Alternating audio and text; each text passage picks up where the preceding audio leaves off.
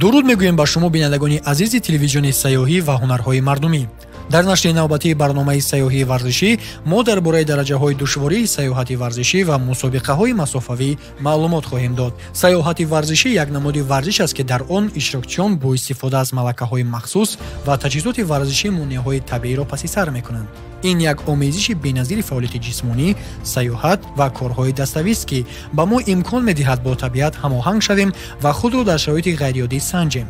фарқи асосии сайёҳати варзишӣ аз фаъолияти оддии ҷисмонӣ дар он аст ки дар ин намуди варзиш мусобиқаҳои расмӣ баргузор мешаванд ки ба тақвими расмии Федератсияи байналмилалии варзиши сайёҳӣ дохил карда шудаанд. тасаввур кунед, агар шумо дар боғ давида танҳо барои саломатӣ тамрин кунед, ин албатта хуб аст, аммо шуморо варзишгар намегӯянд. лек вақте ки шумо дар мусобиқа оид ба варзиши сабуки дав иштирок мекунед, шумо аллакай варзишгари ҳақиқӣ ба ҳисоб меравед. ҳамин тавр сайёҳати варзишӣ низ мусобиқаҳо дорад ки дар онҳо иштирокчиён маҳорат, қувват ва ҷасорати худро нишон медиҳанд. сайёҳати варзишӣ аз ду гурӯҳи асосӣ иборат аст.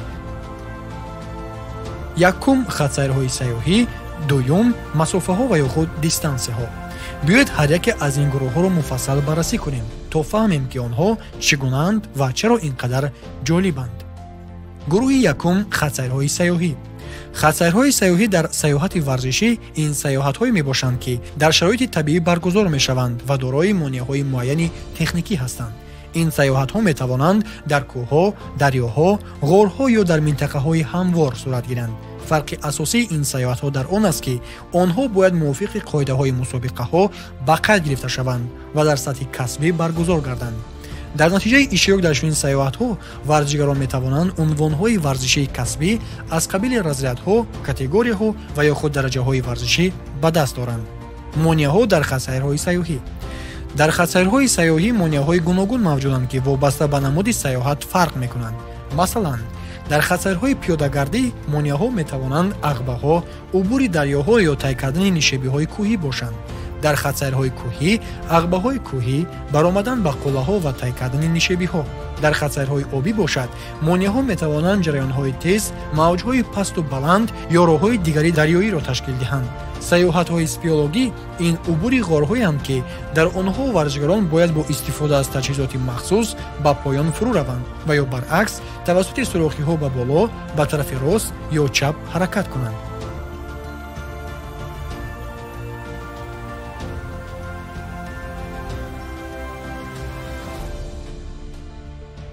дараҷаҳои душворӣ.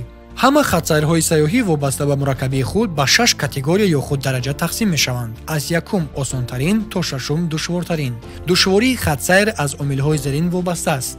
монеаҳои маҳаллӣ ба монанди қуллаҳо, ағбаҳо, мавҷҳо ва ё ғорҳо.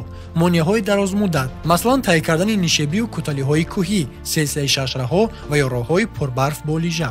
омилҳои дигар: минтақаи сайёҳат, мустақилияти хатсайр, монанди дур будан аз маҳалҳои аҳолинишин ва фарқияти умумии баландиҳо аз сатҳи баҳр. масалан, як хатсайри пиёдагардӣ дар ҳамвориҳо метавонад аз 100 километр барои категория якум то 250 километр барои категория шашум дароз бошад.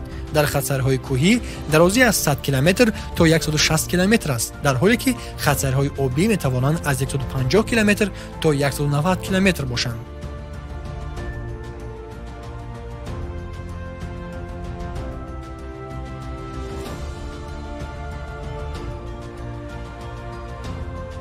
намудҳои сайёҳати варзишӣ. сайёҳати варзишӣ вобаста ба шароит, муҳит ва мавсим намудҳои хоси худро дорад. якум сайёҳати обӣ. ин сайёҳатҳо дар дарёҳои кӯҳӣ ё дигар обанборҳо бо истифода аз қаиқ 1 нафара, заврақ 2 ё 3 нафара, катамаран 4 ё 6 нафара ё рафтҳо баргузор мешаванд. масалан, як хатсайри обии категория якум на камтар аз 150 километр аст, дар ҳоле ки категория шашум метавонад то 190 километр бошад. дуюм сайёҳати кӯҳӣ.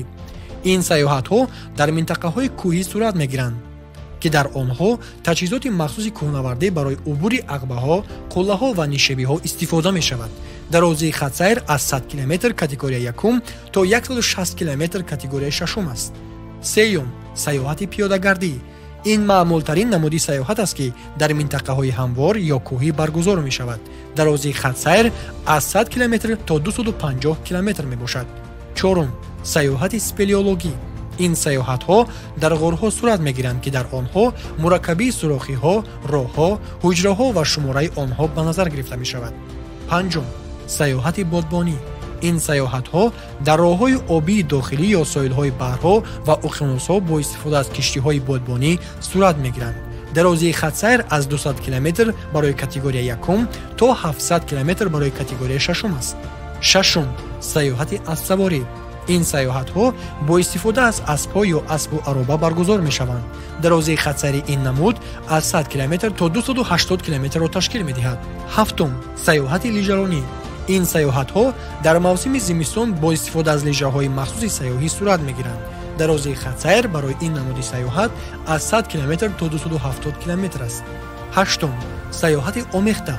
ин саёҳатҳо унсурҳои намудҳои гуногуни саёҳатро муттаҳид мекунанд.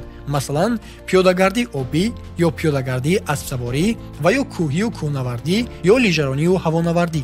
нуҳум, саёҳати автомобилгардӣ. ин хатсайрҳо метавонанд дар минтақаҳои биёбонӣ, кӯҳистон, ҷангал ва ё роҳҳои ноҳамвор сурат гиранд. монеаҳои асосӣ дар ин намуд шомили роҳҳои ноҳамвор, убури дарёҳо, нишебиҳои тез ва минтақаҳои регзор мебошанд. барои иштирок дар ин саёҳатҳо автомобилҳои махсуси варзишӣ ба монанди ҷипҳо ва ё мошинҳои баландчарх истифода мешаванд, ки барои шароити душвор мутобиқ карда шуданд. дарозии хатсайр аз 150 км барои категория якум то бештар аз 1200 км барои категорияи шашум аст. даҳум, саёҳати мотоциклронӣ. ин намуд ба монанди саёҳати автомобилгардӣ аст, аммо бо фарқияти он ки мотоциклҳо сабуктару босуръаттаранд ва ба варзишгарон имкон медиҳад дар роҳҳои танг ва ноҳамвор бо суръати баланд ҳаракат кунанд. монеаҳо метавонанд роҳҳои санглох, регзор, нишебиҳои кӯҳӣ ё убури дарёҳои хурд бошанд. дарозии хатсайр дар ин намуд аз 100 км барои категория якум то бештар аз 900 км барои категорияи шашум аст. 11, саёҳати ҳавонавардӣ. саёҳати ҳавонавардӣ як намуди нодири саёҳати варзишӣ аст, ки дар он иштирокчиён бо истифода аз воситаҳои ҳавоӣ ба монанди парапланҳо, делтапланҳо ё баллонҳои ҳавоӣ хатсайрҳои муайянро дар фазои кушод тай мекунанд. ин намуд аз варзишгарон дониши амиқи аэродинамика, идоракунии воситаҳои ҳавоӣ ва малакаҳои навигатсиониро талаб мекунад. монеаҳо дар ин намуд метавонанд шароити обу ҳаво ба монанди шамолҳои тез, фарқияти баландиҳо ё зарурати фуруд дар нуқтаҳои муайян бошанд. дарозии хатсайр дар ин намуд аз 50 км барои категория якум то бештар аз 800 км барои категорияи шашум аст. ҳар яке аз ин намудҳои номбаршуда ҷаҳони худро дорад, ки пур аз мушкилот ва ҳаяҷон аст. тасаввур кунед, ки шумо дар як дарёи пуртуғиён бо қайиқ ҳаракат мекунед ё дар қуллаи кӯҳӣ истода манзараҳои беназири табиатро тамошо менамоед. ин аст саёҳати варзишӣ, омезиши адреналин, табиат ва озодии бепоён.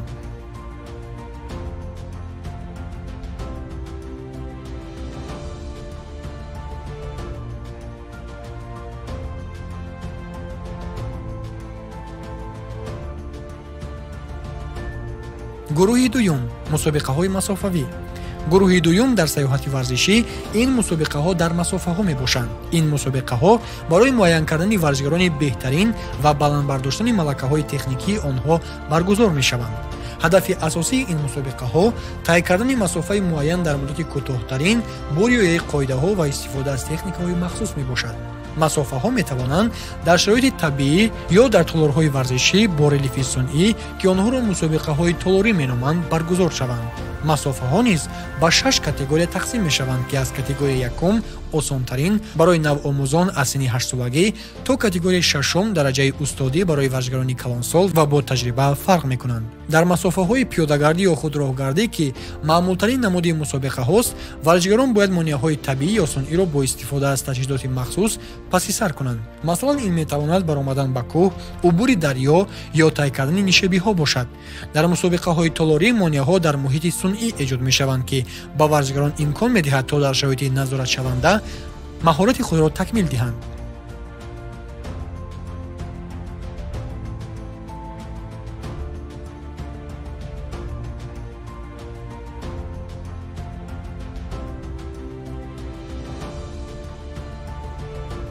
чаро саёҳати варзишӣ ин қадар ҷазоб аст?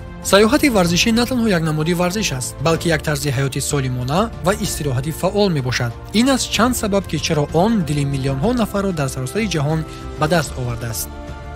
якум, наздикӣ бо табиат.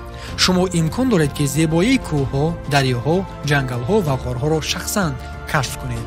дуюм, рушди шахсӣ. сайёҳати варзишӣ қувват, устуворӣ, ҷасорат ва малакаҳои кор дар муҳити дастаро тақвият медиҳад. сеюм, ҳаяҷон ва адреналин.